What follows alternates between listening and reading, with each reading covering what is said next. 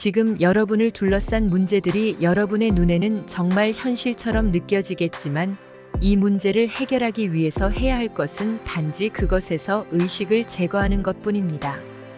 그 문제들이 아무리 실제처럼 느껴지더라도 의식 안에서 그것들에게 등을 돌리십시오. 문제에 무심하게 되어서 문제가 해결된 상태에 있는 것 같이 느끼기 시작하십시오. 여러분 자신이 원하는 존재가 되었다고 주장하십시오. 목소리를 내어 주장하는 것이 아니라 의식 안에서 그렇게 주장하십시오. 그러면 의식은 선언한 것을 가져다 줄 것입니다. 여러분이 원하던 존재가 되었다고 느낄 때까지 의식 안에서 그것을 더듬어 찾으십시오. 그것이 되었다는 느낌 속에 푹 빠졌을 때 찾고자 했던 것은 여러분의 세상 안에서 실체가 되어 있을 것입니다. 다른 사람에게 기대하지 마십시오. 왜냐하면 그들은 여러분의 존재를 비춰줄 뿐이고 여러분이 자신에게 먼저 했던 일을 오직 그것만을 여러분에게 할 수 있기 때문입니다.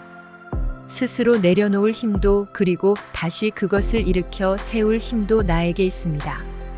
지금 벌어지고 있는 어떤 일도 우연히 생긴 것이란 없습니다.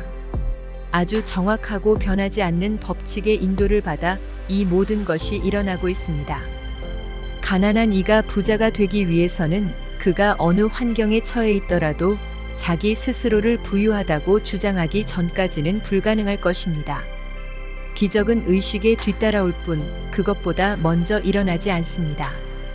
가난한 의식 속에 사로잡힌 채 가난이 드러내고 있는 한계에 대해서 지속적으로 불평하고 있다면 어리석은 방향으로 인생의 게임을 진행하는 것입니다. 모든 것이 드러납니다. 여러분 자신을 부자라고 말하든 아니면 가난하다고 말하든 강하다고 말하든 아니면 약하다고 말하든 삶이란 것은 상관하지 않습니다. 여러분이 스스로의 모습으로 주장한 것에 대해 삶은 그것을 항상 되돌려 줄 것입니다. 옳고 그르느냐에 대한 척도는 오직 우리에게 달려 있습니다. 삶 자체에는 옳고 그름이란 존재하지 않습니다. 원하고 있는 것을 여러분이 받을 자격이 되는지 아니면 받을 자격이 없는지 스스로에게 묻는 것을 멈추십시오. 지금 여러분이 원하는 모습이 되었다고 주장한다면 여러분 안에서 그 욕망은 형체를 부여받게 될 것입니다. 어떤 이가 굶주렸다면 자연스럽게 음식을 원하게 됩니다. 속박되어 있는 사람이 자유에 대한 욕망을 갖는 것은 당연합니다. 여러분의 욕망은 그것 안에 스스로를 펼쳐낼 계획을 지니고 있습니다.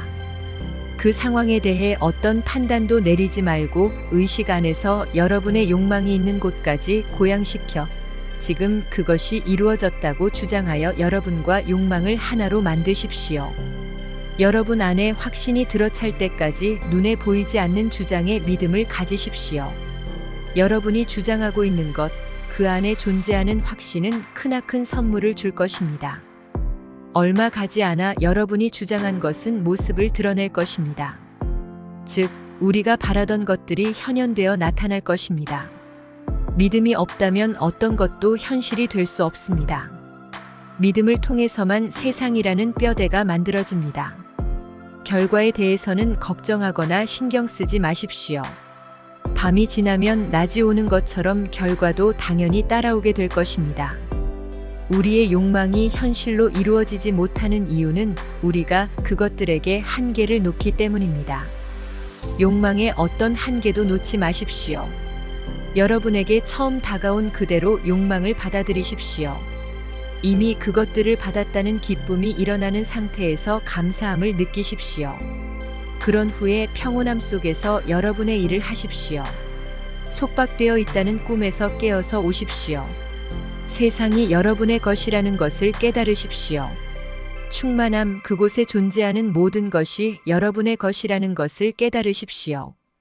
여러분 자신이 인간에 불과하다는 한계의 그물에 걸려서는 진정 영광된 존재라는 것을 잊게 되었습니다. 이제 여러분의 기억을 되살려서 보이지 않는 것들에게 모습을 드러내라고 선포하십시오. 그러면 그것들은 반드시 모습을 드러낼 것입니다.